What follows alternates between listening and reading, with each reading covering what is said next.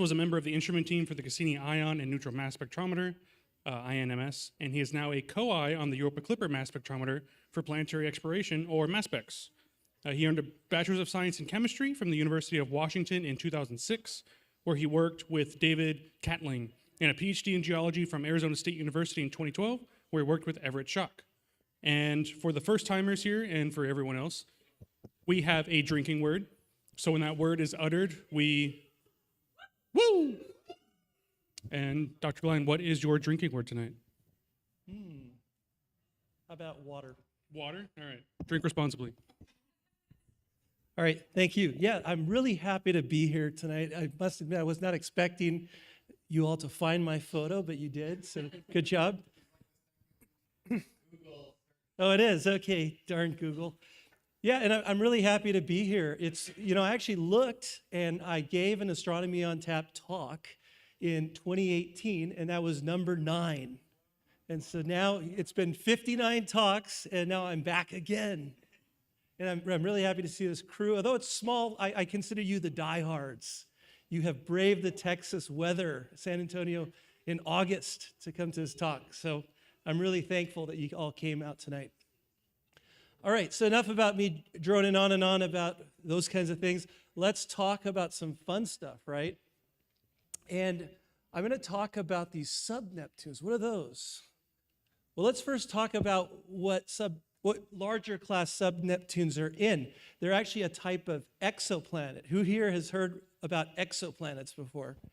All right, so most of you know exoplanets. For those of you like William back there who don't, an exoplanet is a planet that's outside our solar system. They orbit stars that are not the sun. And I'm old enough now. When I was a kid, we didn't actually know that exoplanets were real. We theorized that other stars should have planets orbiting them, but we didn't know that for a fact. It wasn't until the early to mid 1990s that astronomers devised really clever ways to find exoplanets. And I just pulled off this screenshot this morning from the NASA Exoplanet Archive showing the current tabulation. So there's been over 6,000 exoplanets that we've confirmed really exist. And then there's another 8,000 that are strongly suspected. So it's quite remarkable, just within half of a person's lifetime like mine, we've gone to these kinds of numbers. When we started with a solar system that just had 8 or 9 planets, right? And what we learned through these kinds of studies, most famously the Kepler mission, which basically looked at the night sky and didn't blink for a very long time and watched the stars to see if exoplanets could be spotted. Astronomers have constructed these kinds of plots showing the statistics of the different types of planets. So this is organized by the planet size. And this is basically how frequently those planets are found orbiting other stars. And so the Earth has a size of 1 Earth radius, right? And then here's some other planets we know, Jupiter and Neptune. Those are the big boys. And then what shocked scientists, and we're still struggling to understand what's going on here, is there's 2 other classes of planets that we don't find in our solar system, but they're actually the most abundant classes that have been found. Super Earths. So those are a little bit bigger than Earth, and we think based on their masses, they're like big chunks of rock, right? Supersized Earth. But this other class is more enigmatic, and we call them Sub-Neptunes because their size is a little bit smaller than Neptune. And we've been scratching our heads trying to answer this question of what the heck are Sub-Neptunes like, right? This kind of basic question, like what is this planet actually like? And you can see there's a big question mark there I've indicated. So we don't know. And that's what makes this science so much fun. And I'm going to get a little bit romantic with you all, so you have to bear with me. But I kind of think of Sub-Neptunes as the latest terra incognita, right? The unknown land off the edge of the map where the dragons lie. And a classic example of this kind of unknown land is when people stared up into the night sky and first looked at the planet Venus. Now, Venus is the closest planet to the Earth. And it was very mysterious to people because it was both the morning and the evening star. And Venus was very bright. So it's the brightest object besides the moon in the night sky. But when people invented telescopes, we couldn't really see the surface of Venus. And we figured out it's bright because it's cloudy. So it's a real mystery place, right? It's like obscured by these clouds. And we're wondering, what's it like on Venus? And in this purely astronomical age, we couldn't really get a lot of data. The imagination ran wild. So people imagined, we thought that there's clouds there, right? And on Earth, we know that clouds are water. So people thought, well, there must be a lot of that stuff on the surface of Venus. And that led to this thinking, well, if there's a lot of water, you guys might get really drunk, then there might actually be like a swamp on the surface, right? Because it's like this humid, really wet place. And so that led to these stories like in the early 1900s that you might have swamps on Venus. And this is one of my favorites, Swamp Girl of Venus. And then, of course, if you have a swamp, well, then it's not very much of a big step to imagine there could be dinosaurs or dragons even, right, on the surface of Venus. So that led to this fantastic notion. And it really shows that when you're in this astronomical mode of thinking, you're really limited because there's so many possibilities. And so I'm going to do this right. And then we learned from the space age. So we actually visited Venus when the space age started kicking off in the 1950s and 60s. And we learned that Venus is not at all like we had imagined. Instead, it has clouds made of sulfuric acid. And we learned that the surface is like a broiler. It's many hundreds of degrees. So it's not a place you'd want to visit. And what I think we're kind of at that turning point where we were in the mid 1950s and 60s, where we're moving from this age of pure imagination to actually figuring things out on exoplanets. And they're becoming worlds, not just points of light, but they're actually becoming worlds with complex histories and processes. And I think that's really exciting. So the romantic in me always laments. I'm jealous of my parents and grandparents because they were that generation that saw the planets of our solar system go from those romantic points of light into real places that we could know. And the places we know today, we sent rovers to Mars, we went to Jupiter and Saturn and so forth. And I think we're at that place, we're at this turning point where exoplanets are going to be turned into real places for us. I think we're extremely lucky to be living at this time, despite other things that might be happening, where we're learning about these new places beyond the solar system. And that's really cool, right? So I'm going to take you on a little trip here to these mysterious sub-Neptunes, because these are the biggest mysteries out there, in my view.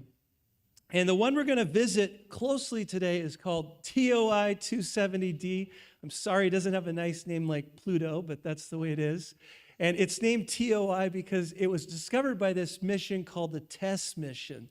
So it's called the TESS Object of Interest 270, and then it's D because it was the third planet that was discovered around this star. And the way it was discovered, so this mission is another starer. It stares at a bunch of stars, and what it does is when a planet will pass in front of the star, from our point of view, the starlight will be blocked just a little bit, and astronomers can use ultra-sensitive instruments to detect that slight blip to follow the journey of a planet eclipsing its host star. It's basically a transit, like you'd see Venus transiting the sun, right? And so this is how TOI 270d was discovered. You can see here's the amount of starlight that was detected, and then when the planet passes in front of the face of its star, you get a little dip. The dip is really small, right? It's not even 1%. But using modern instrumentation, we can detect these kinds of things. And you can see that TOI 270d also has a couple siblings here that were also found by the TESS mission. And it's a cool planet because it's kind of close. Like many of these exoplanets are actually not that close to us, but this one is just a brisk walk, right? 73 light years from Earth, so it's right in our backyard. And it's also what we call temperate planet. So it basically receives a similar amount of stellar light as the Earth receives from the sun. It receives a little bit more, but not that much more. So this, we'll see, has also led to some fantastic scenarios that have been imagined. And lastly, it was observed by the Hubble Space Telescope in 2020. And I forgot to mention that all of this stuff has happened within 7 years. So the last time I gave Astronomy on Tap, we did not know that this planet existed. That's kind of cool, right? And this is one of the fantastic imaginings that emerge from a planet orbiting in that temperate zone is if it receives a similar amount of heating as like the Earth does, well, then maybe you could have liquid water oceans on the surface. So that led to people to propose that this kind of planet might be a massive water world. I'll try not to get you any more drunk. No guarantee, though. So that was a big deal, right? This could be a massive ocean world. What are we going to do? How can we test this? Well, luckily, shortly after this planet was discovered, we launched this magnificent mission known as the James Webb Space Telescope. And this actually was started development before I even entered graduate school in 2006. Like my professors were talking about this. And so this is in development hell, right? But we finally got this to Launchpad and launched it around 2021. And it started its formal operations in 2022. And it is a beauty. It has been studying the solar system, the exoplanets, as I'll describe, and just the rest of the universe, like the first stars in the universe. So it's basically been able to do everything in astronomy. And it only cost a cool $10 billion to expand our view of the universe. Not bad, right? And here's what the data look like from TOI 270D. These are actually the clearest spectra ever acquired from a sub-Neptune exoplanet. So what's a spectrum? A spectrum, basically what happens is when you look at the planet passing in front of the star, if it has different molecules in its atmosphere, those molecules will block some of the light from reaching the James Webb Space Telescope, and you can then construct this thing known as a spectrum. So the way you can think about it is these different molecules that are in the atmosphere that absorb some of that star's light, they impart a fingerprint. And if we're clever enough, we can decode this fingerprint to figure out what the heck is actually in that atmosphere. And that's what the astronomers have been able to do using James Webb, is we've learned, I'm sorry that it's kind of small there, we've learned this planet has methane, water, CO2, and here's actually the long list of species that have been detected. And so what I thought is, when I saw this list, I thought, this is cool. Because from a geochemist's point of view, I got to know what molecules are there. And so once I knew which molecules are there, then I'm like off to the races, right? Like, what does this all mean? And so I'm going to just give you one example today of the things that we can do with exoplanet data. Let's focus on this one here. This is called the CO2 to methane ratio. It's how much carbon dioxide relative to methane the atmosphere contains. And here's kind of the framework of how this works. So imagine if you're looking at the atmosphere from the side, this is down deep, and then this goes up, and now we're following warm air that's rising. When you're deep enough, what happens is that reactions can reach a state known as chemical equilibrium, and that's a state that we can calculate. And at those low, deep conditions, what happens is the ratios of different molecules are set. So at that deep level, the CO2 to methane ratio is set. And then what the planet decides to do is it does us a favor. That gas gets lofted up where the atmosphere is cooler. Where it's cooler, chemistry is slower. So when the reactions get slower, what happens is that ratio that was set at depth gets frozen in. We call that quenching. And that's really helpful for understanding the deep nature of an exoplanet, because when the ratios are quenched, that means that James Webb can then detect those molecules at the very top of the atmosphere. And when it does that, we can then make the measurement of that ratio to learn what the original conditions were down deep in the planet. So that's what we were able to do. And this just shows a diagram where you can plot the CO2 to methane ratio as a function of temperature. And I call this a geothermometer. So what that means is you can see as the temperature increases, this ratio changes dramatically. So it's actually a really good thermometer because it's very sensitive to temperature. But you might notice that we're currently foiled in doing this because you can see there's these different curves at different pressures. And I can't tell you what the pressure should be where this reaction was quenched. It could be any of these three. So what are we going to do?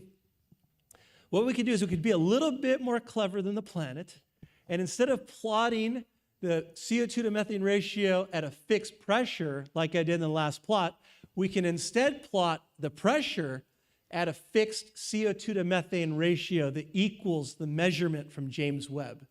And that's shown by this green curve right there. And what I've also done is I've kind of tipped the scale as hard as I can to push this curve as far down as possible to make it a very conservative estimate. And you'll see why in a second. And then lastly, so once when we plot the curve in that way, then we can then overlay two other curves. These are calculations using physics-based models of how we expect the pressure and temperature to change as you go down into the planet. And we're constrained basically between these two models that are called cool atmosphere and warm atmosphere. So we think that the planet's temperature should be somewhere between the red and the blue curves. And it also needs to be above the green curve. So this is like how we do exoplanet science. It's just a bunch of curves and figuring out where you are. And so, if you find, where do you think we need to be if we're on this planet? Well, there's where you need to be, right there. So we're able to actually constrain the self-consistent solution to all the data that we have at hand, where both constraints are met. And what we find is that the CO2 to methane ratio recorded temperatures in the deep atmosphere of this planet at nearly 1,000 Kelvin. And then those molecules were brought up by mixing processes where James Webb could spot them. And remember Venus, our old friend, for the hopelessly romantic in the audience. Well, I told you the surface of Venus is kind of unpleasant, right? Well, here's the exoplanet, even more unpleasant. And if Venus does not resonate with you, how about that? That should surely resonate with you. So if you cook a pizza in your oven, you got to cook it at about 550 Kelvin to make it look just like that. And you can see the exoplanet is much hotter. What would have happened to our pizza if it went to the exoplanet? Right there. Moral of the story, do not visit this exoplanet. You will die. But seriously, so what the CO2 to methane ratio, it's a measurement from James Webb. This planet is trillions of miles away from the solar system, and yet we're able to peer into its deep atmosphere to learn something about the conditions on this planet. And we're just getting started. So I told you that some people thought that this planet orbiting in the temperate zone could be an ocean planet. Well, if the temperature is about 1,000 degrees, I don't think there's going to be an ocean on this planet. It's much too hot. So it looks like this kind of scenario is ruled out. I think if we're going to find our swamp and we're looking for our dragons, we're going to have to keep looking. But instead, I think something equally wonderful and even more weird is actually what's really happening on this planet. So this is the scenario that we think explains the data from James Webb on this exoplanet. You can see this is basically going down the planet where you have a thick atmosphere, then you have some rocks down there and possibly a metal core at the very center. It's bigger than the Earth though, right? So it's a Sub-Neptunes. So this is a big guy. And then this shows what it would be like if you were to descend through the atmosphere. So James Webb collects the data up here, and then from our geochemistry, we've basically ventured like down here. We've learned that just going down a little bit, the temperatures already reach 1,000 degrees. And if you extrapolate the models that have been developed so far, combined with other James Webb's observations, notably the lack of detection of this molecule, NH3, this is called ammonia. It turns out that ammonia loves magma. So if you have magma down there, you can explain why the atmosphere does not contain detectable ammonia. So we think that these high temperatures just keep on trucking along, and we think the surface of this planet might actually be several thousand degrees. And below the atmosphere, we think, is a liquid ocean, not of our familiar water, but of melted rocks. And we think it covers the entire planet. It's a global magma ocean. So this is wild. This is something we've never seen in the solar system before. But we have evidence now that there's this weird planet that apparently has a hot atmosphere with a magma ocean at its base. And so I think I'm probably out of time. And so I'll just leave. These are some of my concluding remarks. We had a paper on this topic. So if my talk might have intrigued you, feel free to go here and you can actually read the paper for free. Or if you just want to come and talk with me, we could talk about exoplanets. We could also talk about Enceladus or Europa. I study those too. So whatever you'd like to discuss. But here's the conclusions. Thanks for coming.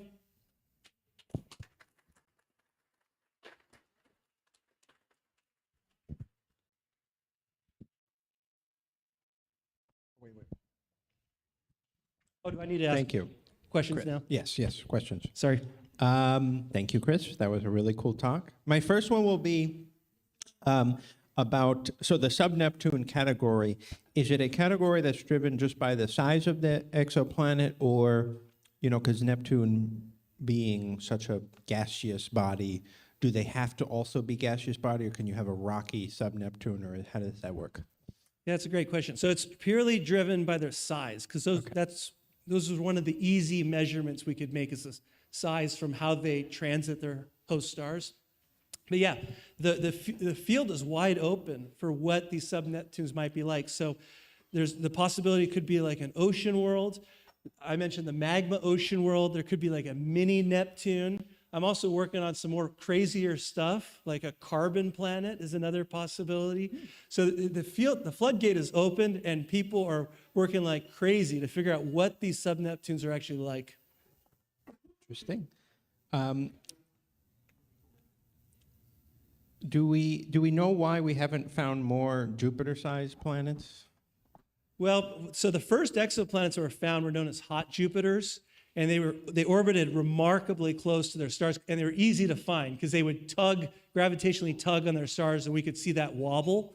The most likely reason why we don't see as many Jupiter-class or Saturn-class planets with these telescopes is they orbit in the outermost region of their own solar system, where they could grow to be so big based on the availability of ices that are out there. Right. So there's a lot more material to make planets when you're further away from the host star, where in addition to rock, you can also make planets containing ices.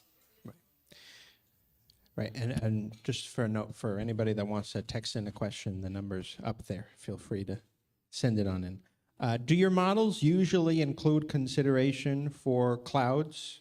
And if not, how would it affect the result? For what? Clouds. Oh, for clouds. Yeah, clouds are a beast, actually. So they're very difficult to model. Usually what we have done in the past, and what's the standard things, is you can account for clouds based on albedo. So what that means is how reflective the planet is of the starlight that impinges upon the atmosphere. But clouds can have very complex effects, too. They can also trap heat inside the planet. So it's not an easy task to account for clouds. And what makes it even trickier for an exoplanet is the clouds don't have to just be water. They can also be made of other kinds of materials like salt. You can have salt clouds, or you can even have rock clouds on an exoplanet. Wow. Interesting. That's a little scary. Is the 1,000 Kelvin temperature of the sub-Neptune consistent with proximity to the host star? Yeah, it is if the planet has a thick atmosphere. So if the planet were to have an atmosphere as thin as the Earth's atmosphere, then its conditions would be much milder, maybe even comfortable. Well, probably not comfortable for us, but like equivalent to boiling a frog. But with a thick atmosphere, you're doomed to have high temperatures because the thick atmosphere is phenomenal at trapping in heat. Interesting. Yeah, these are great questions. Keep them coming. How do you get that molecular information from that spectra, the JWST spectra? How is that extracted? Yeah, so I have to warn that I'm not an astronomer and I don't pretend to be. These people are amazing. So what we have is we have a spectrum that's collected with James Webb, and then people start their modeling, and you try to figure out which combination of molecules best fits the spectrum. And it's not always a unique answer. Sometimes you can get multiple solutions, so it creates uncertainty that we have to deal with. But what's nice is for some of these Neptunes, these sub-Neptunes like TOI 270d, where the spectra are really, really gorgeous like this, you're not as confused as much. Very good. And then our final question here, how do we know that it falls within hot, cold atmosphere bounds and that it isn't hotter than we've found on other exoplanets? Yeah, it's possible. So what I mean by cool and warm atmosphere is that's based on the current models that we have. We can basically turn knobs in the model. So we can make the atmosphere more reflective or less reflective. We can turn up the heat coming from the interior of the planet itself. So you can play around with all these knobs, and then that helps to define the bounds of those cool and warm atmosphere models. But there could be other effects, like clouds are a pretty obvious effect, that are not in those models that might lead to a different result. So that's why it's really important, although we got these great James Webb data, we got to keep studying this planet. We got to plan to get bigger telescopes in space, bigger telescopes on the ground, and keep increasing our information. Very cool. All right, let's thank our speaker once again. I'm sure, are you sticking around here for a little bit? All right, if you have any other questions for Chris, he'll be sitting right there. We are going on our 10-minute break now. And here, I mentioned it before, if you have a nice image that you ever take of anything, and it can even be just from a phone, if it's meaningful to you, send it over to samuelharthelio@gmail.com. That's samuelharthelio@gmail.com. That's also where you're going to send your trivia complaints to. We'll see you in 10 minutes. Oh, and if you like a t-shirt, don't forget we have our lovely and stickers. Oh, right, we got the new stickers of our logo. We have 2 different logo options for the stickers, so come on and check those out as well.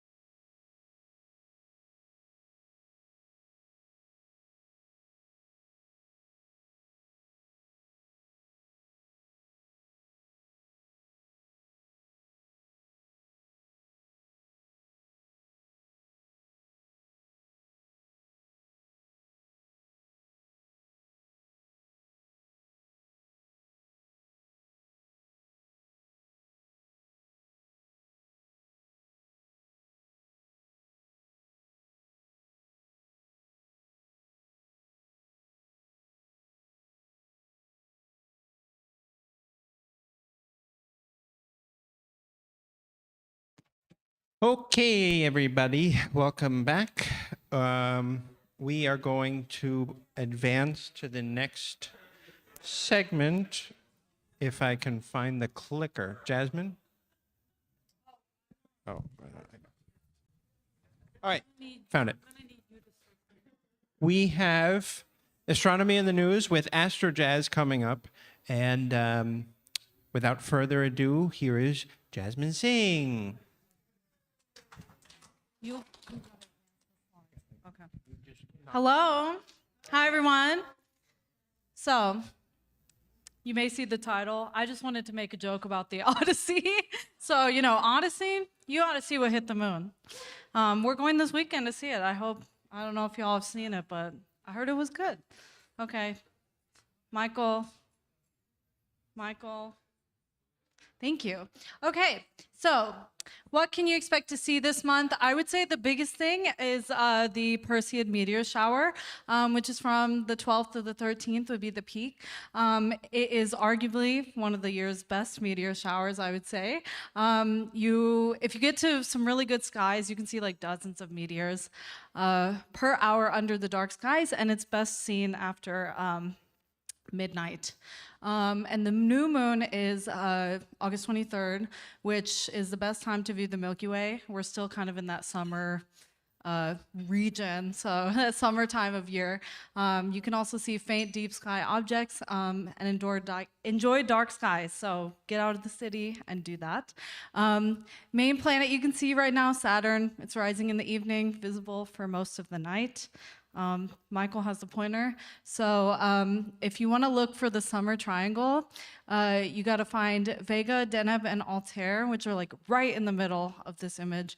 They're really bright stars, really easy to find, good spotting there. And then Scorpius and Sagittarius are low in the southern sky after sunset. And currently Sagittarius is going to point toward the center of the Milky Way right there. Michael, right there. A little bit up, yeah. So really cool stuff to see right now. So get out of the city and go stargazing. Okay, next, please. Thank you. Okay, so this is hot off the presses, actually. I think this actually just happened. I'm trying to find my news. I have a thing about this. Oh yeah, okay. Yeah, no, this happened at like 2 a.m. or something, right? So I didn't know about this. Thankfully, someone told me, which is shocking because I usually keep up with stuff like this. But yeah, a Falcon 9 upper stage actually hit the moon after spending about 18 months in Earth-Moon orbit. And it struck near the Einstein crater, which you can see in this image. We have the Apollo 11 landing site, and then the Einstein crater is like all the way up there. And it struck at about 5,400 miles per hour or 8,700 kilometers per hour if you don't like freedom units. So scientists did actually plan observations before the impact because you can get some good science out of this. You can study the debris plume and the new crater that was actually formed because of this impact. So, this didn't harm the moon or anything. The moon's kind of just like a big rock. So I don't think it really did anything bad on the moon. It launched, it was the one that launched 2 lunar landers back in 2025. That's which Falcon 9 this is. So, because the moon has no atmosphere, it didn't really slow down before it impacted. So that's why it kind of like hit at a really high speed and it made that crater because of that. And scientists actually knew when and where it was going to strike. So telescopes and lunar orbiters actually were ready to observe this event. So it kind of, it kind of provides us this rare opportunity to study how these fresh lunar craters form and reminds us that we're going to have to think about space debris, which is a challenge because, growing with our growing lunar exploration and how much we want to do a moon base and everything, we're going to have to think about space debris, because it is a really big problem around Earth. I don't know if you've seen the pictures of all the little dots around the Earth. It's pretty bad. Most of that is from us. So yeah, it's a problem around the moon too. So this is something to think about with that. But yeah, this was just a cool little thing that happened today. So yeah. No, why is it not going? Uh-oh.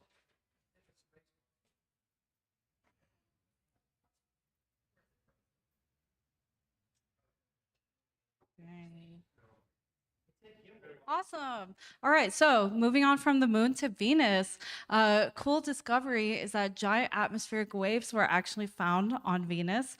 So as you know, well, as you may know, Venus rotates very, very slowly. So one day on Venus is actually 243 Earth days. But its atmosphere actually circles in about 4 Earth days. So it's called superrotation, if you don't know about that. So scientists actually found evidence for enormous atmospheric waves spanning much of Venus, and they transport energy through the upper atmosphere, and it might actually help explain why it has this superrotation. It came from sensitive polarimetric observations that revealed features invisible in normal images. So you can see that if you go underneath the thick atmosphere, and not looking at visible light, you can see these waves in this image here. So this is an interesting discovery. Venus is very strange. A day on Venus is actually longer than a year on Venus, which is really weird. So I hope that we continue studying and learning more about it. I really want us to send a spacecraft there soon, because we don't have, what? Yeah, I want to bring back Veritas. So I hope we can study it more, but this was just kind of a weird thing that we learned. So I thought that was kind of cool. And this was also a fairly recent, just happened that I saw, so. Oh, you got it? Okay. All right, so next, we have the largest ever map of a giant is actually an understatement with how big this galaxy is. So this is, and forgive me because I'm probably going to butcher the pronunciation. It's called Alcyonius, and it's like one of the largest known radio galaxies. So I say that, and to put its size kind of into perspective, the Milky Way is 100,000 light years across. But Alcyonius stretches 16 million light years across from end to end. So if you kind of wanted it in perspective, if the Milky Way was a plate, then this galaxy would be the length of a school bus. So that's kind of crazy. That's about 160 Milky Ways lined up side by side. So if we thought our galaxy was big, yeah, we are just a drop in a bucket. So most of the size actually isn't really made from stars. It's actually made from these like giant radio lobes, which are the ones that stretch for millions of light years. You can see the image beyond that visible galaxy. Which come from they're powered from the supermassive black hole that's in the center of the galaxy.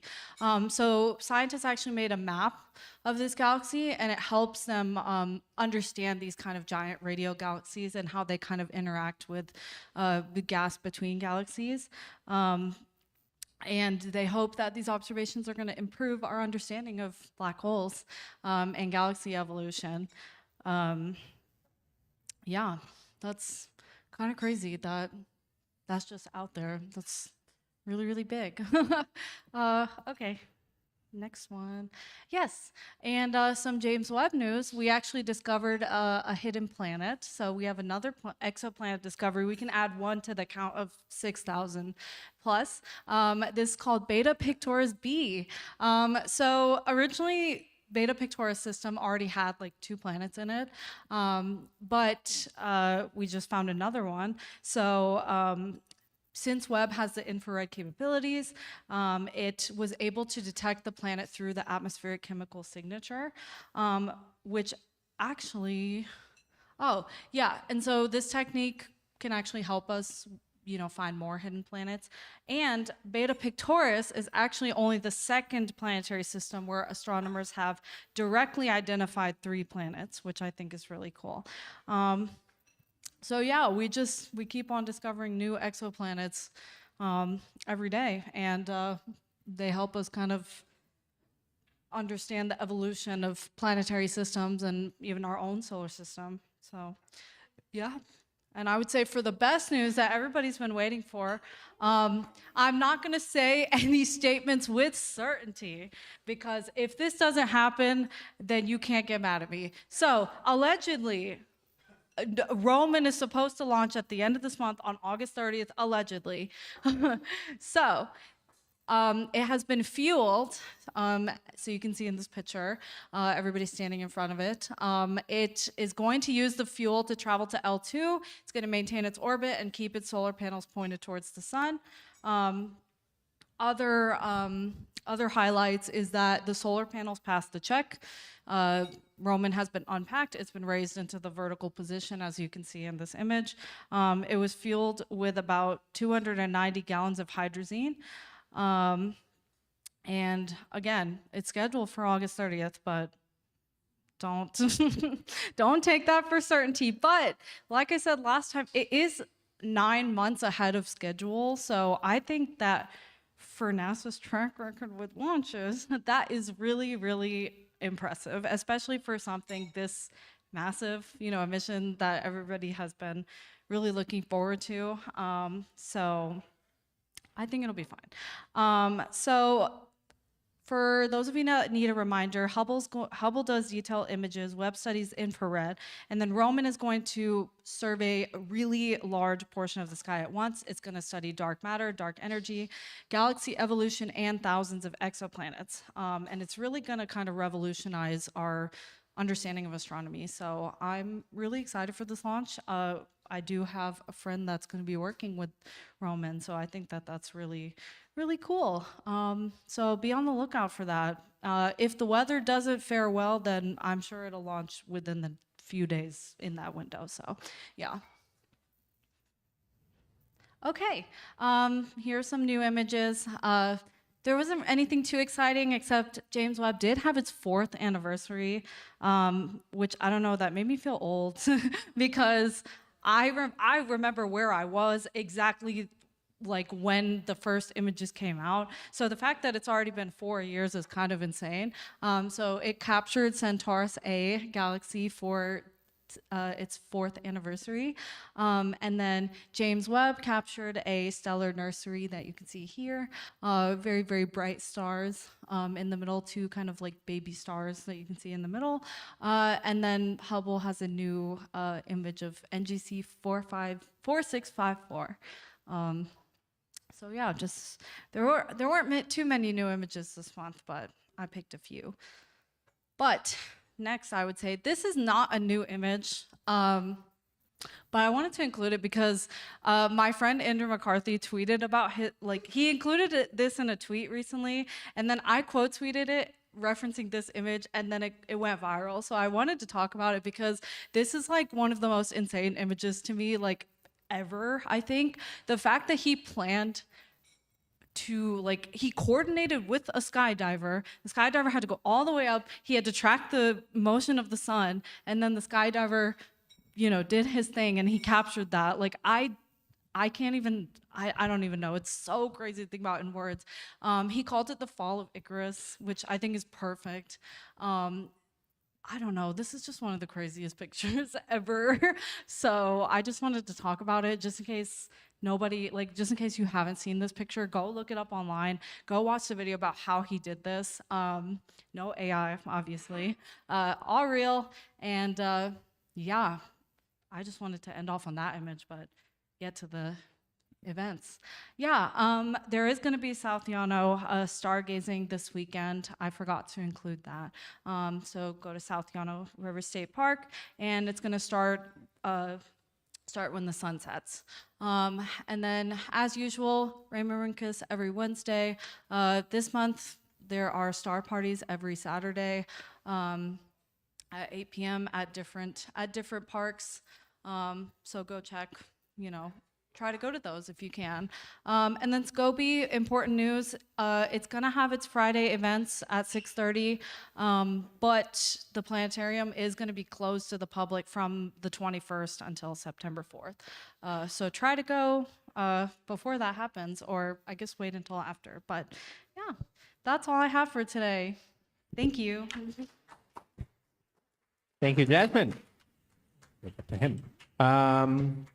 Yes, and I'm really excited about Nancy Roman. That's the next big space telescope. You know, you had Hubble, you had Webb. Roman is next in that great line of major telescopes for NASA. Hopefully, when we meet again in September. I Hello. did it again. Wait. Oh, both of us. Hello. It's Okay. the mixer. That's science. Confirmed. When we're here again in September for the September AOT, it should have launched already. And if I remember, and they will all make me remember, I will have stickers for everybody. Nancy Grace Roman stickers to give out to everybody to celebrate the launching of such a foundational telescope that we're all really excited about. All right. Our second and final speaker of the night is the one and only Dr. Aaron Deleon. You know, I would say he needs no introduction because I don't think he really does. But, you know, it's polite. I've been here the whole time. Yeah. The call's coming from inside the house, folks. Dr. Deleon was born and raised right here in lovely San Antonio and became enthralled with space at a very young age. He received his bachelor's degree in majoring in physics from the University of Texas at San Antonio at the end of 2020. What a time to get a degree. You're telling me. His PhD in physics, also from UTSA, but this time with the Joint Space Physics Graduate Program with the Southwest Research Institute. And he got that just over a month ago. 62626, palindrome. Yep. He loves to hike, spend time with his two dachshunds, who are polar opposites, and try to persuade anyone who will listen to invest in physical media. And he means this in every sense of the word. This man has, for a 29-year-old, has one of the best DVD collections I've ever seen, and Blu-ray, yeah. CDs, DVDs, video games. Yeah. Get them all there, not so hot. Without further ado, Aaron DeLeon, whose drinking word is... Sky.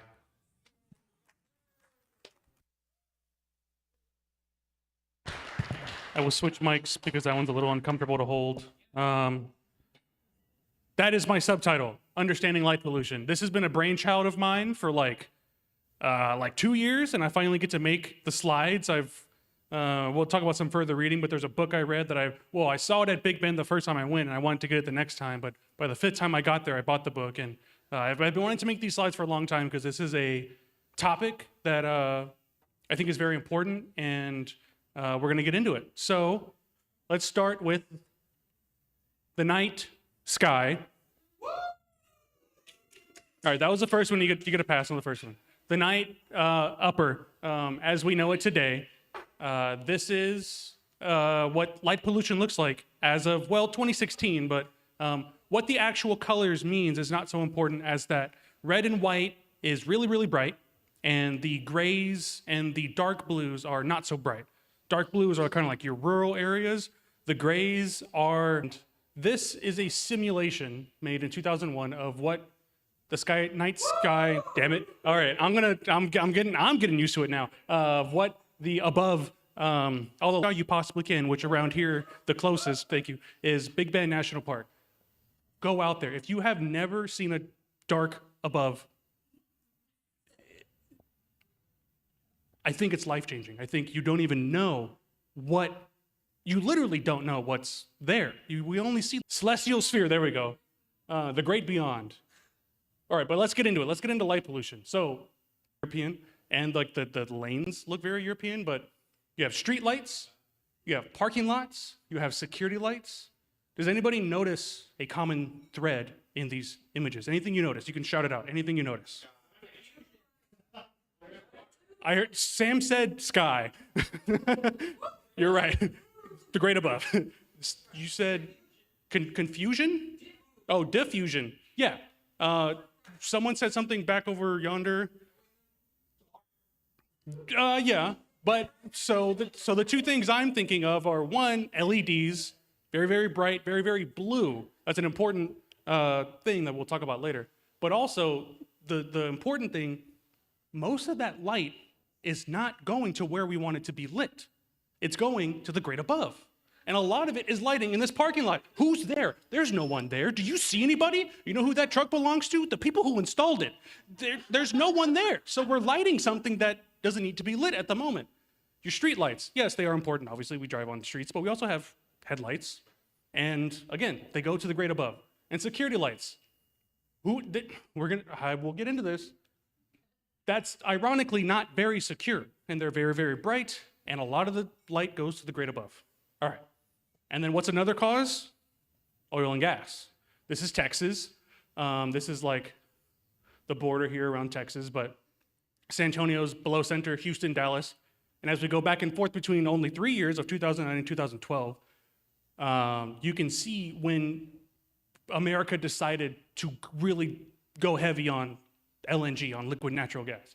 And so you have the Eagle Ford Shale south of San Antonio, lots of oil and gas, like literally just popped up. They have the Permian Basin over in Midland, Odessa. And I have a slide where I will talk more about, or I'll mention the Permian Basin again, but so just lots of light. So you may not be in these areas necessarily. However, if you drive west of San Antonio and you look south, you will still see that light. You will see what's called the light dome. That light goes to the great above and it reflects off of all the dust, off of the clouds, off of anything that's in the sky. It reflects, and that's what you see when you drive to a dark site. You see the light that is just unnecessarily going up. All right. And also, the last cause, and certainly the least, big old trucks on the highway that have no business being there and just LEDs just in your face when you're driving on the road. Yep. We've all been there. They just blind you for no. All right. Anyways, we got that out of the way. All right. So we have these bright skies. Plural counts. But how do we measure light pollution? It's a little complicated, and it kind of depends what your goal is. You're going to measure it differently based on what you want. So one of the first goals, the visibility of night sky objects, it's what's called the Bortle scale, invented by John Bortle. If it wasn't in 2006, that's when the Sky and Telescope article was written. Looked that up today. That was a pronoun. I don't know if pronouns count, but you don't know it until it's heard, so it kind of counts, I guess. I said the word. But so the Bortle scale, it's common among night sky observers. I say that meaning astrophotographers or amateur astronomers or anyone who wants to go observe the night in all of its glory. But it goes from 1 through 9, where 9 is the brightest. So if you go to downtown San Antonio and you look up, that's a Bortle 9. If you go to Big Bend National Park or state, that's a Bortle 1. And everything in between kind of goes on this scale of how much light is there in the sky and how much, no one got that one. And then just how much you can see. Specifically, what objects in the great above can you physically see with your eye, either with a telescope, which gets a little more complicated, or just with your human eye. But 3 is about like a rural area. If you drive out to like Bandera, drive out west. And then like 6 and 7 are like, if you drive maybe like 45 minutes west, get out of San Antonio, you're not so much in the city center, you're not like in 1604, but you're a little removed from San Antonio. And if we apply this Bortle scale to Texas,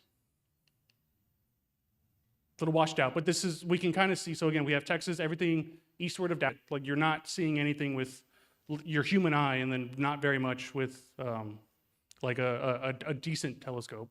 But again, it's a little complicated, but so these are landmarks to orient yourself. And then here are some of our favorite state parks.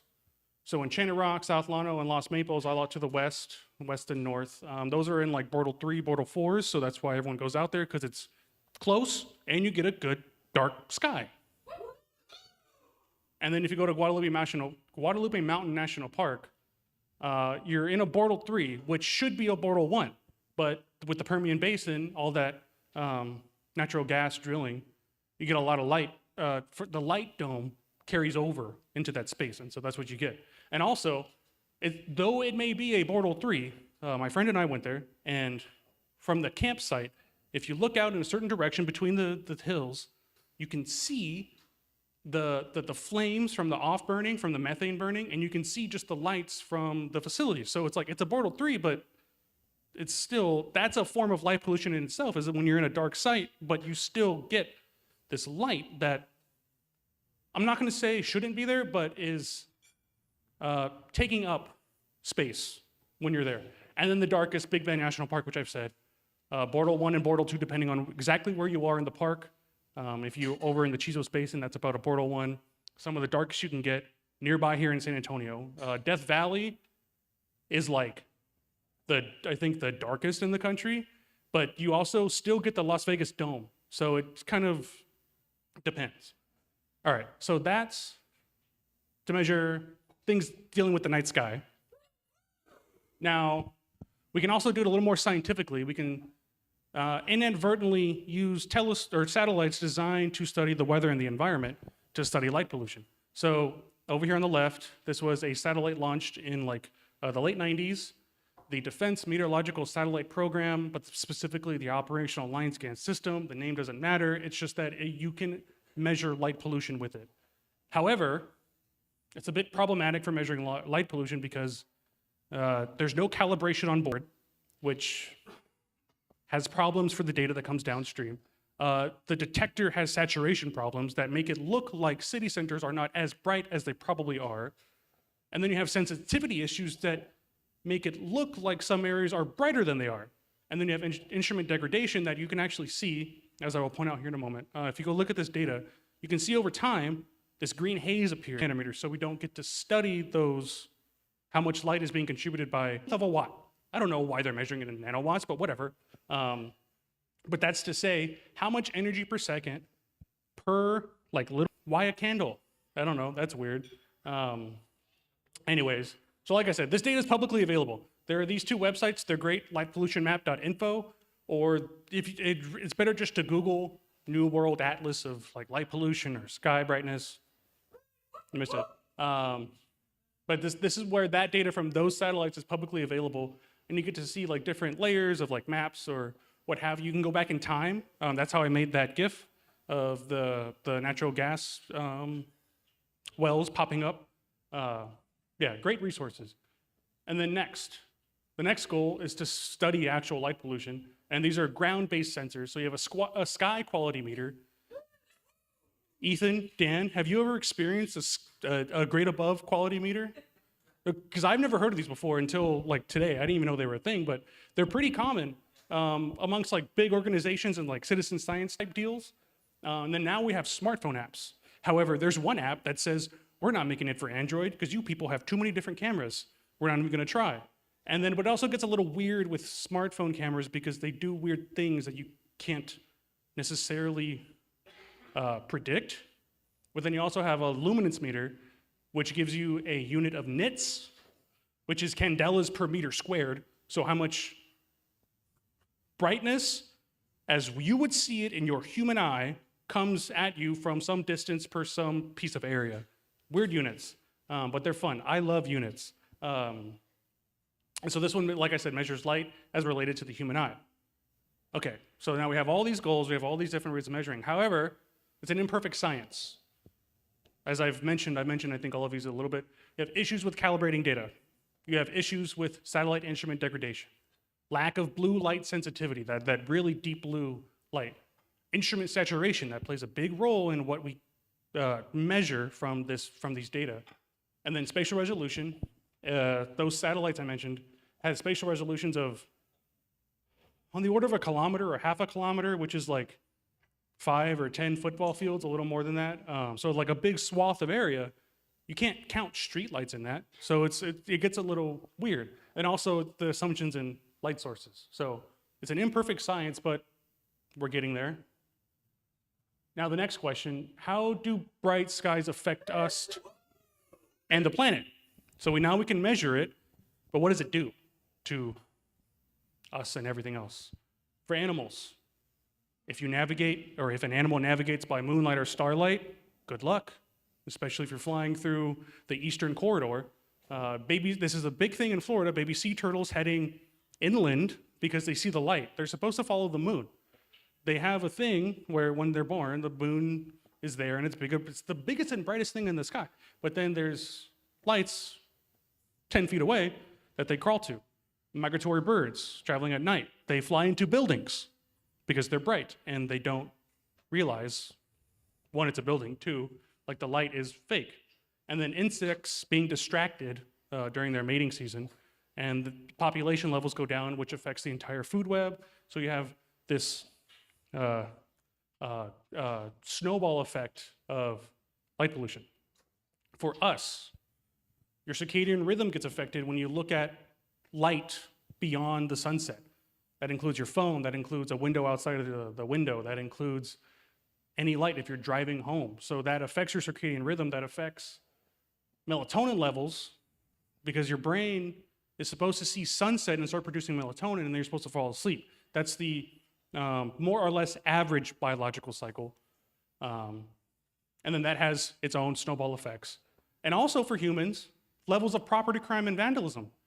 There are studies after study that show lights don't actually make it safer. They make us feel safer, but they don't actually make you or property safer. They can actually hinder it if it's, as most light is, too bright or just improperly placed. Because if you go out, there's a bright light that's shining at you, that light's going into your eye. That light is not necessarily illuminating what's around you, it is, but not directed towards that. And so if you go out and you hold your hand in front of a bright light, you will see more in what's in front of you. So it doesn't need to be as bright, it needs to point somewhere better. And then, how does it affect the planet? A lot of it is just wasted energy. Light that's too bright.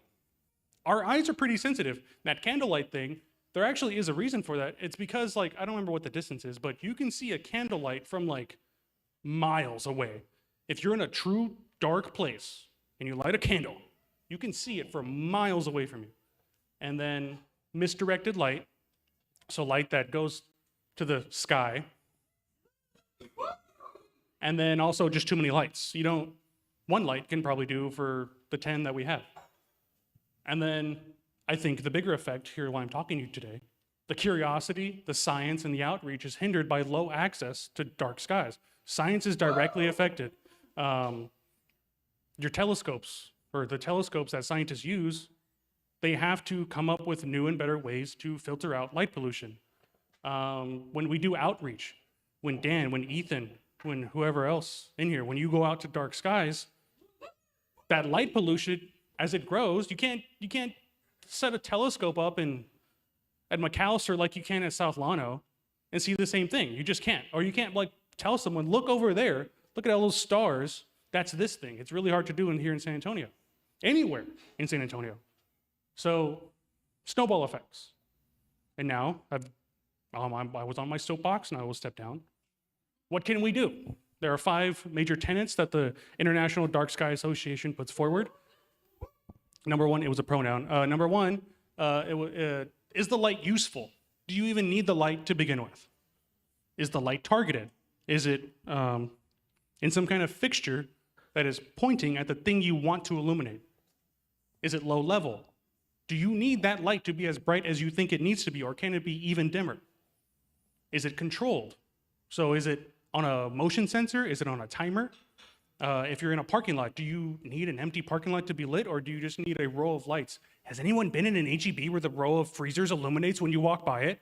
It's kind of freaky.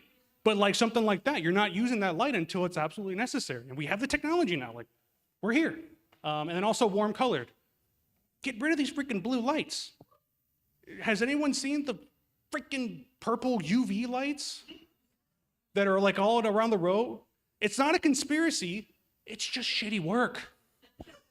The government contracted some company and they all messed up their lights. There's no reason as to why they're purple, they just messed it up. And so now we have to deal with these weird purple lights. I like purple too. I don't want it on a street light. And then some other important tenets. So this is the targeted and low level type. So when you have some kind of light fixture, is it pointing down? So the best is shielded and on a timer or motion sensor. Better is, the best thing you can do if you don't have access to a timer motion sensor is just downward pointing. And then, I don't know, there's probably some at other state parks, but I vividly remember at Big Bend, the pathways are lit by these tiny, tiny lights that when the sun goes down and you're there for so long, your eyes adapt.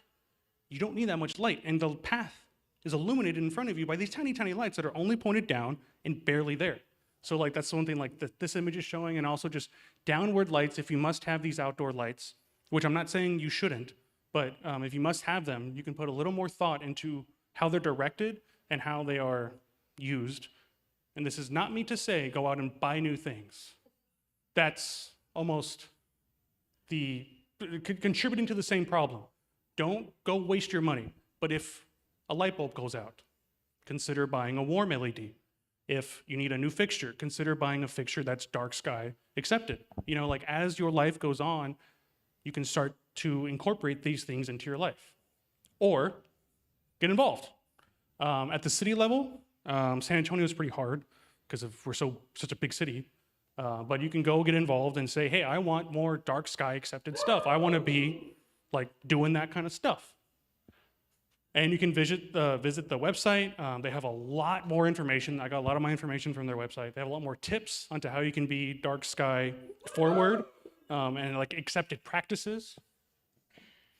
And then if you're interested, further reading, this is the book I was mentioning, The End of Night.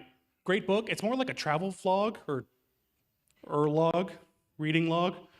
He goes and travels around the world and looks at dark sky stuff. There's also lots of other books. These are some articles that I read about light pollution. There are countless more. And then dark sky, the International Dark Sky Association has a Texas chapter, and you can go to their specific website. And then with that, I will close with an epilogue. The dark sky and me. I'm probably going a little over time, but it's a dissertation talk. It's a thing at a conference. It's a couple minutes longer. But my research used observations from astronomically small telescopes, 0.6 meter, that's like 20, 30 inches. That's a big telescope, but for astronomy, not so big, but if you're in a really light polluted area, it just makes these observations that much harder. It makes research that much more difficult. And then me personally, so this is the night sky when I was born. You can't really see the constellations, but I think that's a cool thing you can do. And that's me at Big Bend, that's Blaze in the background. Using my telescope, we're in Big Bend, ironically being flashed by a very bright light. But, you know, so it goes.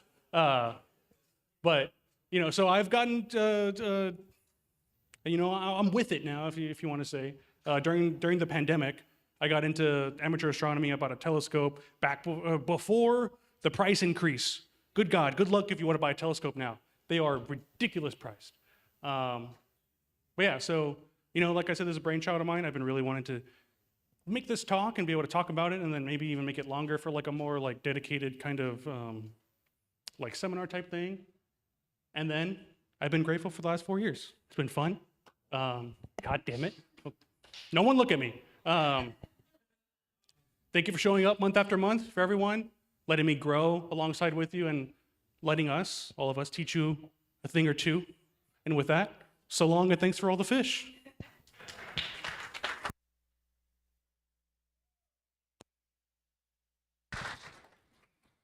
Thank you.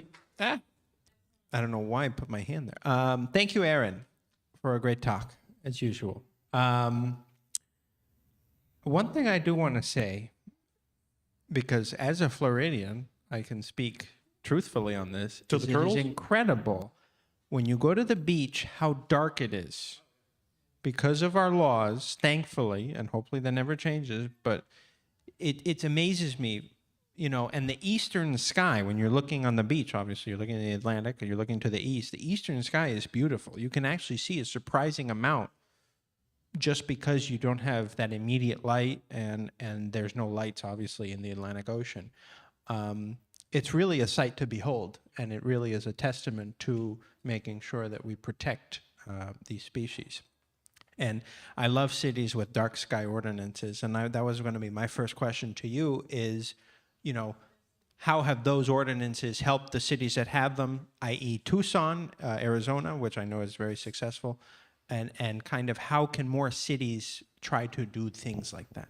Yeah, it's a great thing for light pollution because once you become dark sky associated, like with the international organization, you can like look on maps and like look at the data. It just stops. It stops growing. Fredericksburg and Blanco are the two off the top of my head that are dark sky cities, and they're small towns. So San Antonio, good luck.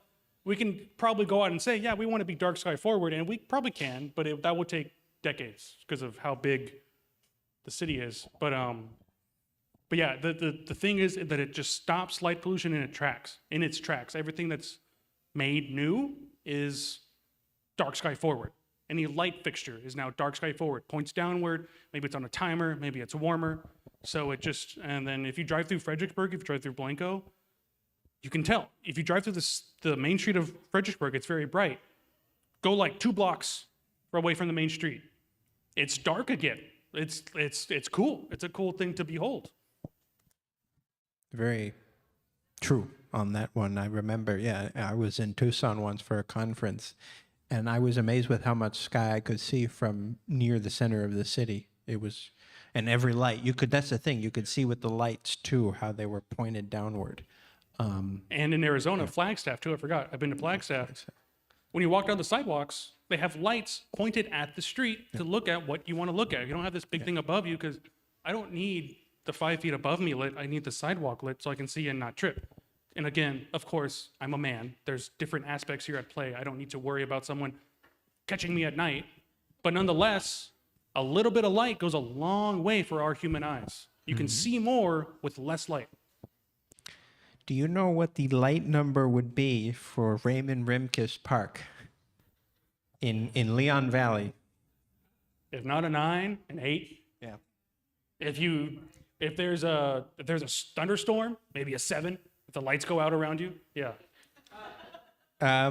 What is the app called for keeping track of this light pollution?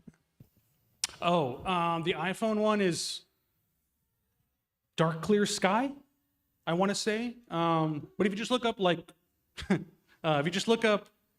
light pollution app, they will show up. I think the iPhone one is called Dark Clear Sky, I want to say. Interesting. Why is warmer light better if it's equally as bright? Or number one, the way it interacts with us and just things around us, but also 2, the way it interacts with the atmosphere.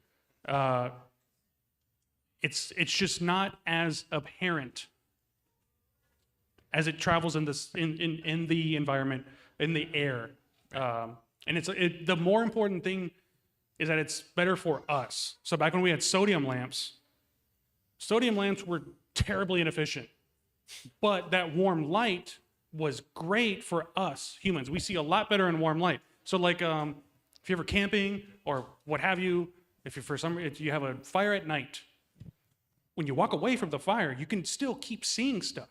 Like the fire's not that bright, but you can see everything around you to a distance. Obviously, you need light, but and that's that warm light. The blue light is just more harsh to us. I mean, has anybody ever been to like a telescope at night or anything like that? And you know how it's always red lights because that's what interacts with our eyes the least, and it affects our dark vision the least, and then also lower energy. Yeah.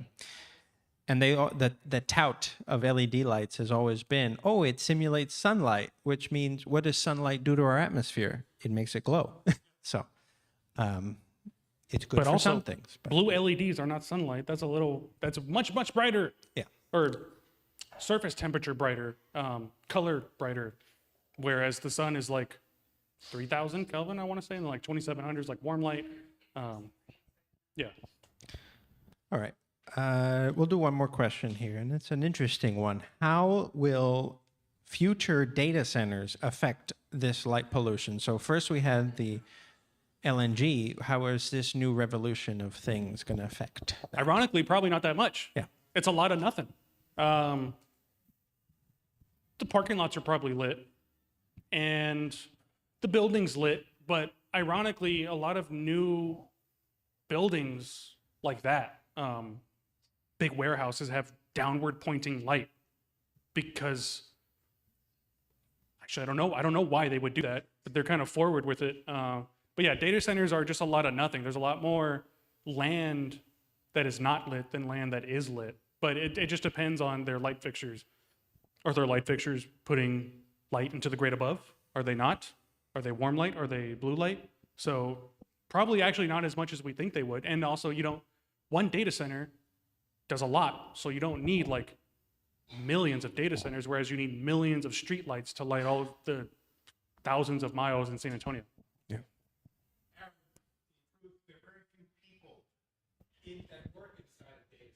Yeah.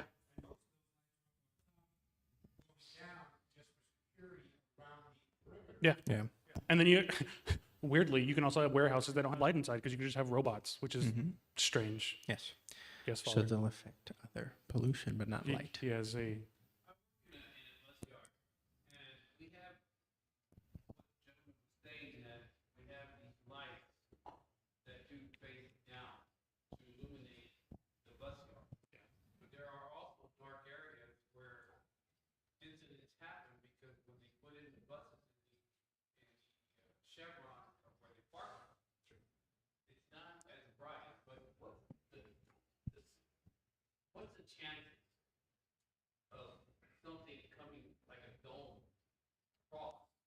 So that would be worse. Yeah. So.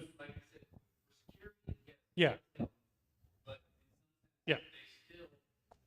Yeah. Mm-hmm. Yeah. The answer is less bright light and more downward pointing light. A light above you is illuminating the air above you, which doesn't need to be illuminated. Yeah. Most of us are taller than 6 feet. Wemby's 7'1", 7'2". Yeah. That's pretty freaking tall. 8 feet, you've already reduced the amount of stuff above you that's lit. So that's already one thing. And then, but it just like, if you just literally put a bucket on a fixture, you have done something. Because now all that light's going down and it's not going up because most fixtures aren't that oriented. But then also like, to the point of security, more bright light actually reduces your security because then you see less in those dark areas. So more dimmer downward pointing lights ironically will help because you get rid of the bright upward pointing light, which is the problem.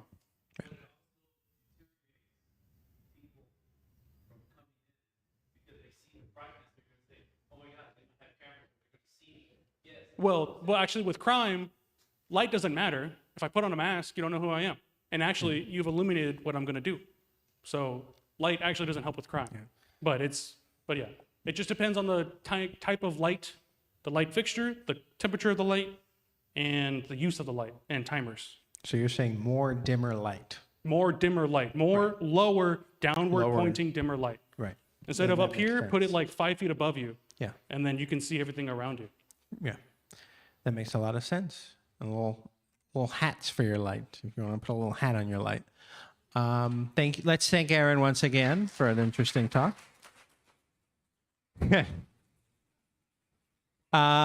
We'll get started with trivia in a few minutes. For those of you that cannot stay, we'll see you in September.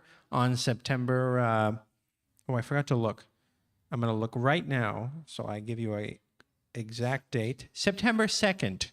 Wednesday, September 2nd, which is before Labor Day. That's right. Labor Day's late this week because September starts on a Tuesday. So we'll see you on September 2nd, where I still don't know if Sam's going to speak, but yes, he is. So Sam's going to be one of the speakers. So be sure to join us then. But if you can stay for trivia, we will come around as always with our sheets and writing utensils, and we're going to have a good time. So thank you. That was good.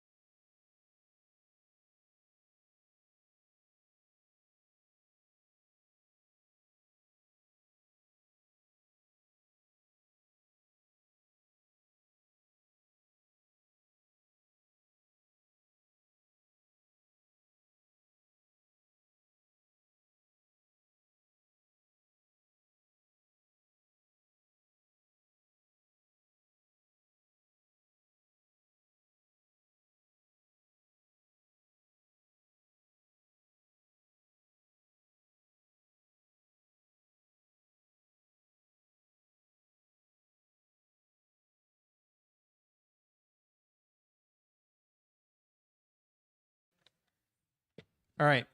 Reminder, maximum team size of 4. Please do not use your phone. And based on how many people are in this room, most of you are going to leave here with a prize. So, Yeah. in fact, if you don't leave here with a prize, all right.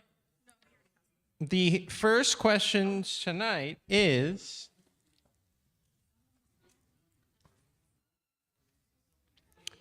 get off my planet. Sorry.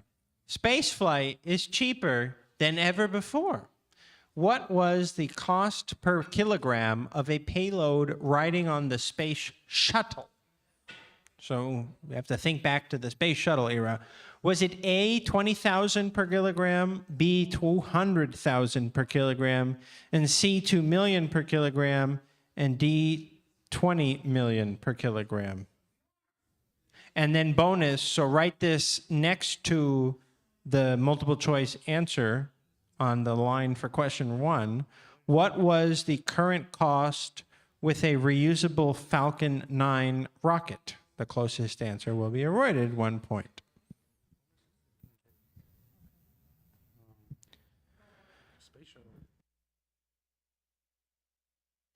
Sam? Was this in the dollars at the end of the program or the beginning of the program? Okay. One value over 30 years. Do with that what you will.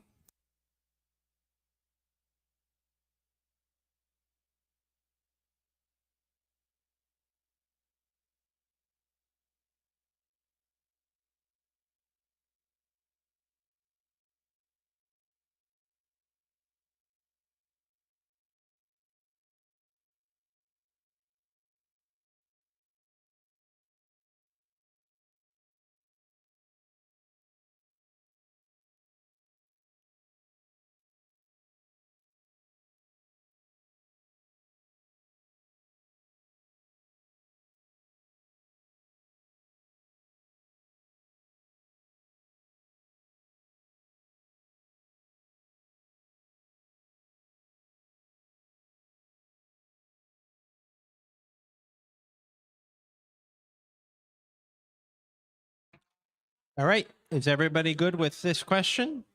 Because we'll move to question what? Yes?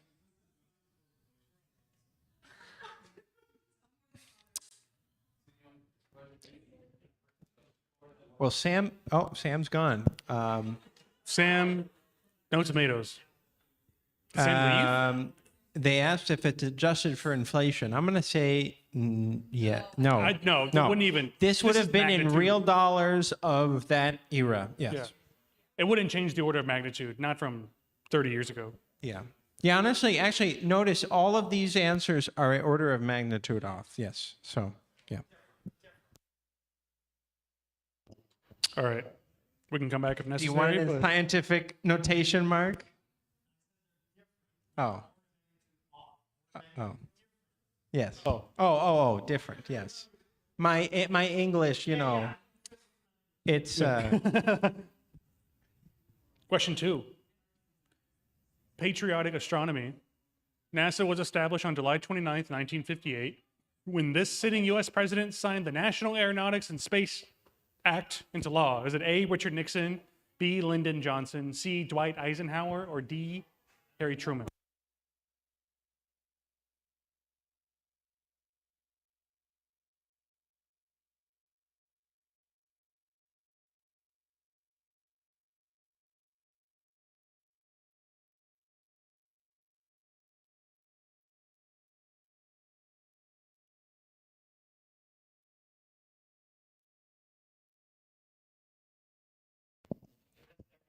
Abraham Lincoln. yeah. There should have been an E that was like George Washington or something, Yeah. or a random one like Millard Fillmore. Of course. All right. I think everyone has a decent guess for this All right. one. Question 3. More patriotism. On America's 250th anniversary, the ISS captured a video of hundreds of fireworks going off in which major U.S. city, which I'm assuming is pictured here. Is it A, Chicago, B, Los Angeles, C, New York, or D, Miami?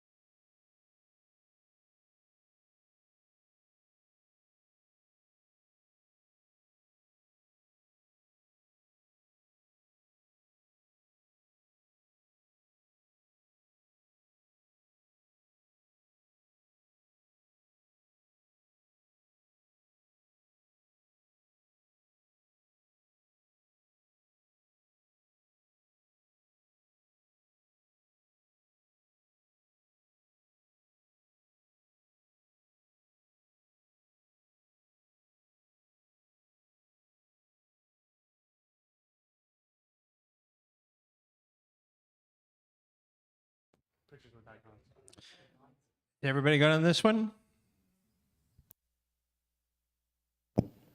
Question 4. The Odyssey and the final scene of Nolan's The Odyssey, an old spinning astronomy device is on the boat. What is the name of the device? It better be the device pictured. Is it A, an astrolabe, B, a nocturnal, C, a scaff, or D, an alidade?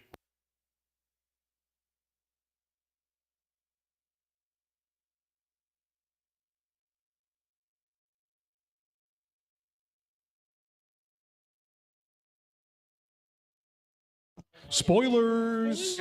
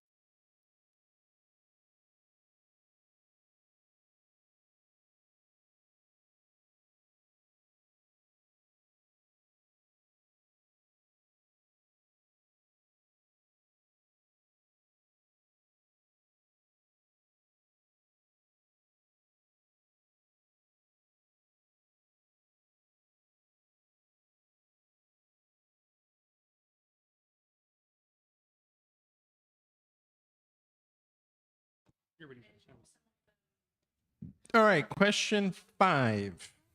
Non-Greek mythology. So that's in the movie Shrek. You know, ogres, they have layers, like an onion. Donkey and Shrek are sharing names of constellations, including Throwback and what other crudely named star system?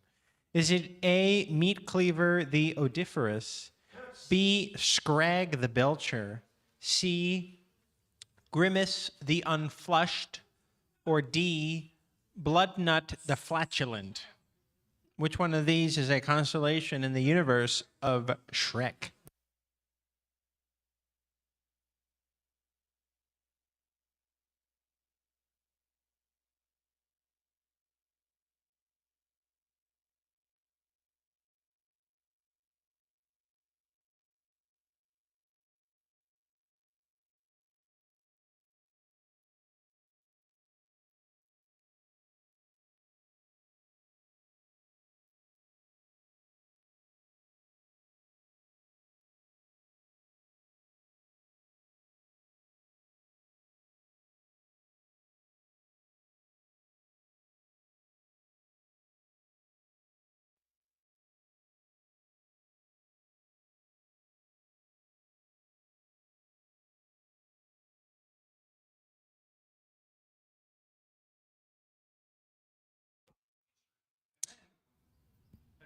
Is everybody ready for question 6? All right. Aaron. All right. Question 6. Neptune, big and beautiful. Neptune is approximately how many Earth masses? A5, B9, C13, or D17? Well, it's not an even number.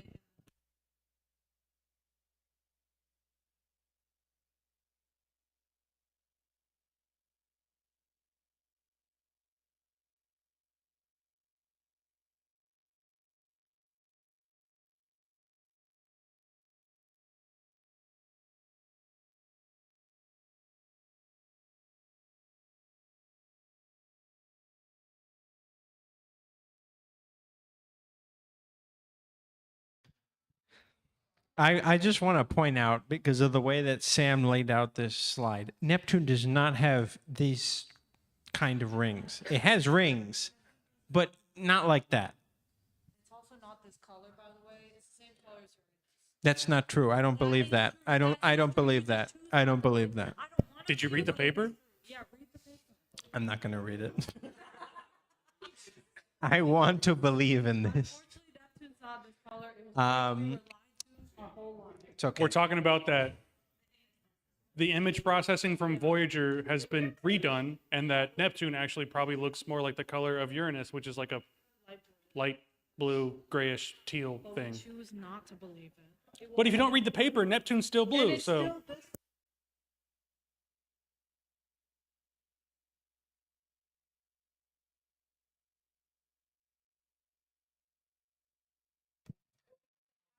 That's true. Our eyes would see. But as we know in the Neptunian system, it's not about Neptune. It's about Triton. it's all about Triton. It's all about Triton. All right. Question bonus. Everybody ready for the bonus? The bonus goes in the bonus section. That's where the bonus wait, goes. Do you usually ask about repeats? Oh, I don't know. Whichever. Does anybody need a repeat of question 1 through 6 before we go to the bonus? Sorry. No? All right. Bonus. 3, my lord. 1, how long is one Neptunian year? 2, who was president last Neptunian year? A Neptunian year is defined as the time it takes for Neptune to make one full revolution about the sun. Thanks, Sam. The closest answer will be awarded 1 point for 1, and correct answers will be awarded for 2. And here's a fun little pun. What plays on the radio in space? A Neptune. Get it? Thanks, Sam. That's SamuelHartHelio@gmail.com. That's SamuelHartHelio@gmail.com.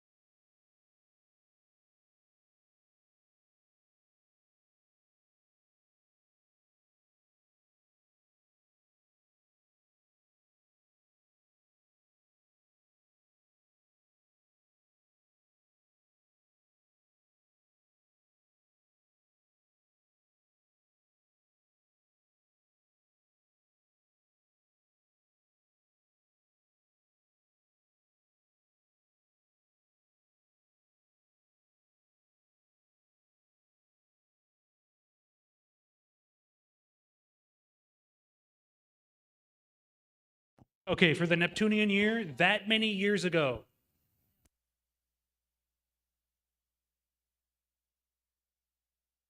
One Neptune, like if I said, what happened 1 year ago? It doesn't matter where Earth is. It was just 365 days ago. But Neptune would be that many years ago.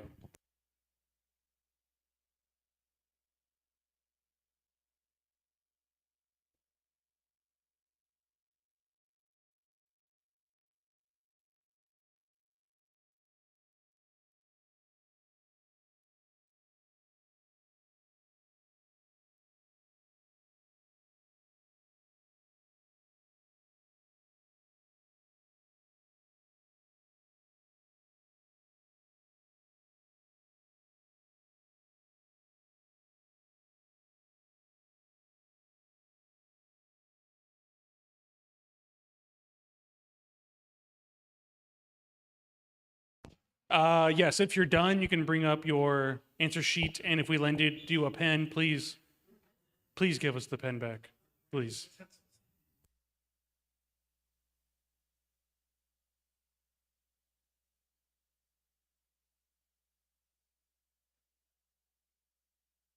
You can put it on my tab.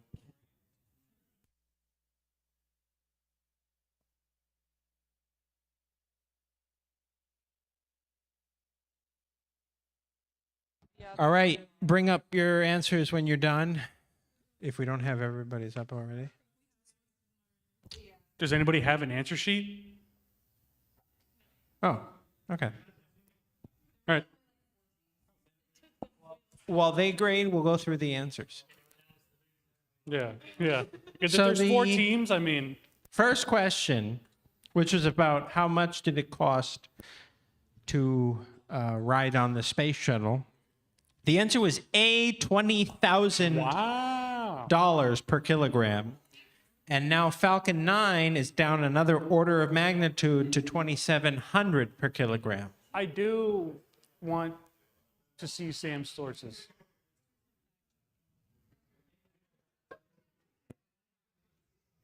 Okay, go a little faster. Clock. I gotta pee. You think Richard's gonna wait for you? No, but I gotta pee first. And then Okay, go. Aaron, you ready? Couple student loans. Question 2. Name that president. Dwight Eisenhower. I like Ike.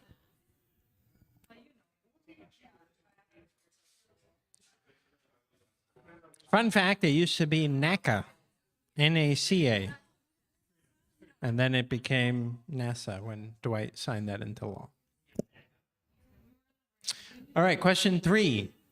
Which city was that the ISS captured all those fireworks? If you couldn't tell by the map, then I'm disappointed in you, because that was easy. It was LA, and I'll tell you why. So there's the coast. Somewhere over here is Santa Monica Pier, and then up here you have the line of the San Gabriel Mountains, which does not exist in any of those other cities. Thank you very much. We were close. We had the range correct. Oh, it was Lincoln. No, we had the range correct though. Yeah. But we did good. We had the range correct. We had the range correct. It was 160. Oh, that's why. So that's why it's Lincoln. We knew the range, guys. I told you it was between 150 and 200. Okay, maybe I said the upper. Okay. Aaron, ready? Question 4. Name that instrument, an astrolabe. Spin a couple of dials and you're there. Yep.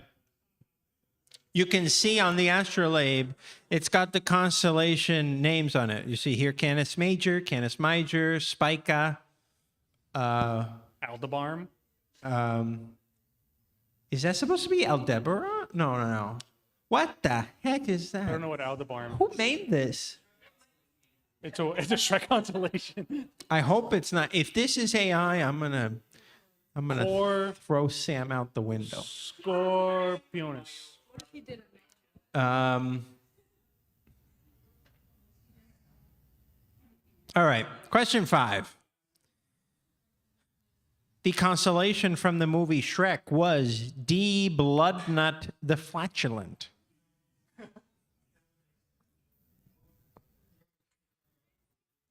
What are you doing in my swamp? What'd you say, Michael? I said, what are you doing in my swamp? What are you doing in my swamp? I'm not Scottish. I'm sorry. I'm part Scottish, but I'm not I fully don't think Scottish. anybody in here is born in Scotland, at least. Yeah. All right. Yeah. Tell us how many Earth masses are in Neptune, Aaron. How many Earth masses are in Neptune? 17. That's a really high number.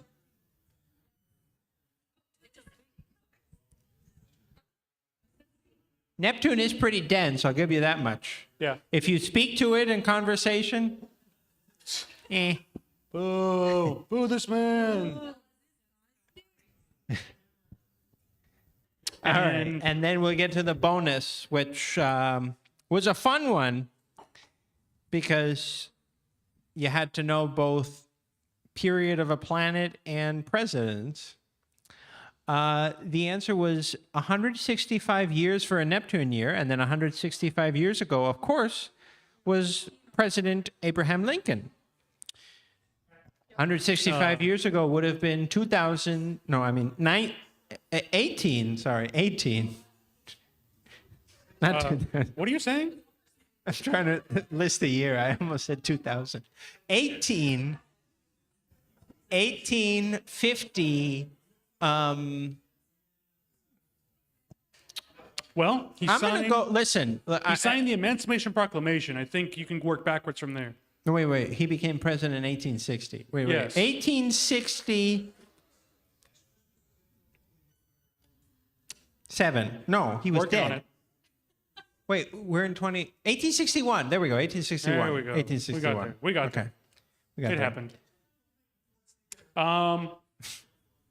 For the period, I knew it couldn't be after 1865. Exactly. Yeah.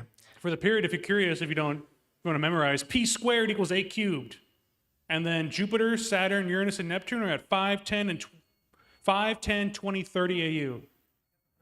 There's a fun exercise have to I did remember that. once for an outreach program where you take any sheet of anything. It can be toilet paper. It can be bankroll paper. Like No. old adding machines. No. Okay, fine. You can take anything. Oh, I see what you're saying. You do fold like a it in receipt half. paper. You fold, like receipt paper, kind of too. You fold it in half. You fold it in half. You fold it in half. You keep folding it in half, and then you'll get. If you fold it in half enough times, each line will be where a planet is. Because if you say 0 is the sun and the far end is Pluto, you have to include Pluto in that, by the way. So that's why it is a planet in my book, because the math breaks down without it. So I mean, hello. It's gravity, TARS. Huh? Exactly. All right. Who's All right. holding up prizes? I'll hold up prizes. Do you want to hold up prizes? Third place, which tonight is going to receive some cool space erasers and some interesting stickers. There you go. Our third place winner is Marco. Come on up, Mark. Congratulations. Is that Latin for Mark? Oh, wait, no. Polo, yes. Second place tonight's going to win some posters, some cool posters. Oh, you changed your name. The Saturn Master. That was good. There you go. Come on up. Exoplanet posters. However, you take everything you want. I knew that one was going to be, yes. All right. And then drum roll, please, everybody. Number 1, winning our, what is it, this thing? The Lunar Print. Orbiter Prince. Thank you to Robert Reeves. That's no moon. Swamp Thing. Boo! Everybody boo! It's rigged. It's rigged. Everybody boo. This is Michael's father. It's rigged. That's a good name. I mean, so hopefully, if you've been here long enough, you know I'm from South Florida. We live right next to the Everglades, so that the swamp is very close to us. He did well, actually. Look at that. Yeah, that's pretty impressive. He knew it was like this. He didn't know Shrek. Stop Okay. saying that out loud. And what was question 6 again? What was question 6? The Neptune thing. You didn't know about Neptune. Yeah, no, it was. Yeah, the Neptune, the masses. Oh, well, you can't know them all. Thank you all for joining us. Like I said, next month, everybody's guaranteed to leave with something because I will be bringing Nancy Grace Roman stickers. So that'll be exciting as we celebrate the launch of the Nancy Grace Roman Space Telescope. I think it's, huh? Oh, yes, it'll also be I don't know about Aaron. But for me, it'll be my last one. I don't know. He doesn't know yet. If not September, October. But for me, for sure, that will be my last AOT. So, Boo this man. I'm abandoning it. No. But we will have a good time in September. Like I said, Sam will be one of the speakers, and the other speaker will be Danielle Bovee from the University of Texas at San Antonio. Wait, what? I'm sorry. October. I already know our October speakers, Danielle. No. September is Sam and Simon Mendenhall. There we go. From the UTSA SWIRI program, who just... Sam. We just blame Sam on everything now. September 2nd, Wednesday, September 2nd. Sam, I don't know what he'll be talking about, but Simon will be talking about the Io Plasmatoris around Jupiter. Very interesting stuff. I highly recommend. He's doing his entire research on that. He just passed his qualification exam, so he's really excited to talk about that with us here at AOT, and we're grateful to have him and Sam speaking. So we'll see you all next month on Wednesday, September 2nd. September 2nd.